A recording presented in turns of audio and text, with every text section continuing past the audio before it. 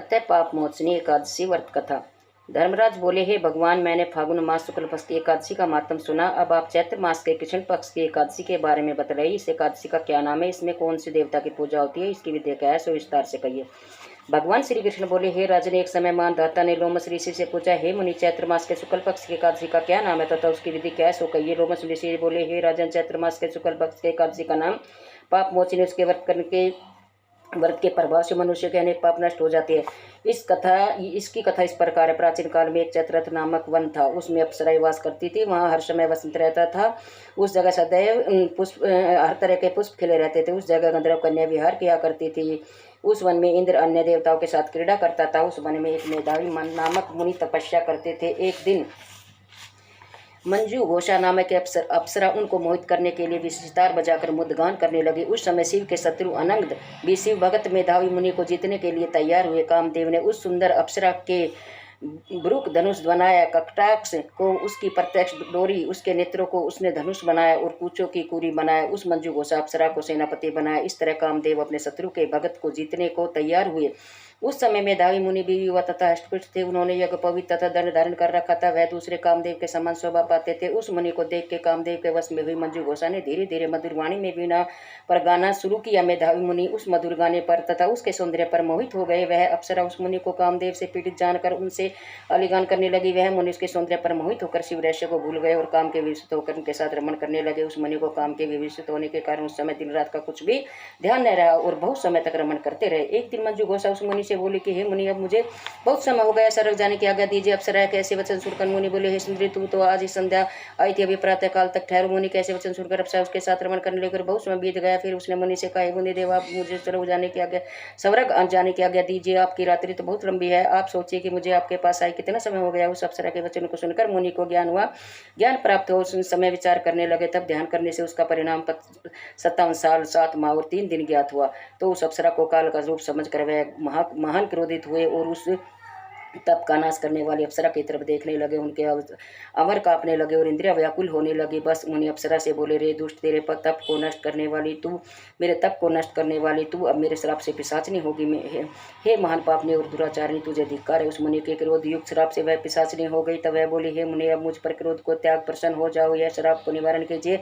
विद्वानों ने कहा कि साधुओं की संगत अच्छा फल देने वाली है, इसलिए आपके साथ तो मैंने बहुत वर्ष व्यतीत किए हैं। अतः अब आप मुझ पर प्रसन्न हुई। तब मुनि को कुछ शांति मिली और उस पिशाचिनी से बोले, रे दुष्ट, तूने मेरा बड़ा पूरा किया है, परंतु फिर मैं श्राप से छुटने का उपाय बतलाता हूँ। चैत्र माह के कृष्ण पक्ष की जो एकादशी है उसका नाम पाप मोचनी है। उस एकादशी का व्रत करने से तू पिशाचिनी के देह से छुट जाएगी। इस प्रकार मुनि ने उसको समस्त विधि बतला दी और अपने पापों के प्रायश्चित के लिए अपने पिता चम ऋषि के पास गए। चम ऋषि अपने पुत्र मेधावी को देख कर बोले, रे दुष्ट पुत्र, यह तूने क्या किया? तेरे समस्त तप नष्ट हो गए। मेधावी बोले, हे पिताजी, मैंने बहुत बड़ा पाप किया, आप उससे छुटने का उपाय बतले। चम ऋषि बोले, हे तात, तुम चैत्र मास के कृष्ण पक्ष की पाप मोचनी एकादशी का भक्ति पूर्वक व्रत करो, इससे तुम्हारे समस्त पाप नष्ट हो जाएंगे। पिता के वचनों को सुनकर मेधावी ऋषि ने पाप मोचनी एकादशी का विधि पूर्वक उपवास किया। इसके प्रभाव से उनके समस्त पाप नष्ट हो गए। मंजू घोषा अप्सरा भी पाप मोचनी एकादशी का व्रत करने से पिशाचिनी देह से छूट गई और सुंदर रूप धारण करके स्वर्गलोक को चली गई। लोमेश ऋषि बोले, हे राजन, इस पाप मोचनी एकादशी के प्रभाव से सब पाप नष्ट हो जाते हैं। इस एकादशी की कथा के शरण के पढ़ने से 1000 गो दान करने का फल मिलता है। इस व्रत को करने से ब्रह्म हत्या करने वाले, सोना चुराने वाले, मद्यपान करने वाले, अज्ञान्य गमन करने वाले आदि के पाप नष्ट हो जाते हैं और अंत में स्वर्ग लोक को जाते हैं। बोलो एकादशी माता की जय। एकादशी माता की जय। कृष्ण कन्हैया लाल की जय।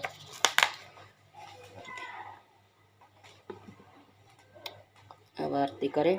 आरती कुंज बिहारी की, श्री गिरिधर कृष्ण मुरारी की, गले में बैजंती माला, बजावे मुरली मधुर बाला, शरण में कुंडल जल काला, नंद के आनंद नंद लाला, गमन संगे अंगे कांति काली, राधिका चमक रही आली, लतन में ठाड़े बनमाली, भरम सी झलक कस्तूरी, तिलक चांद्र सी झलक, ललित छवि श्यामा प्यारी की, श्री गिरधर कृष्ण मुरारी की आरती कुंज बिहारी की। श्री गिरधर कृष्ण मुरारी की। कनक में मोरी मुकुट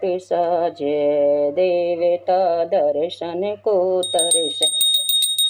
गगन सो सुमस राशि बरसे बजते मुरचंग मधुर मृदंग गवाल निसंग अतुल रति गोप कुमारी की आरती कुंज बिहारी की। जाते परगट गई गंगा पुलुस कलिहरणी श्री गंगा।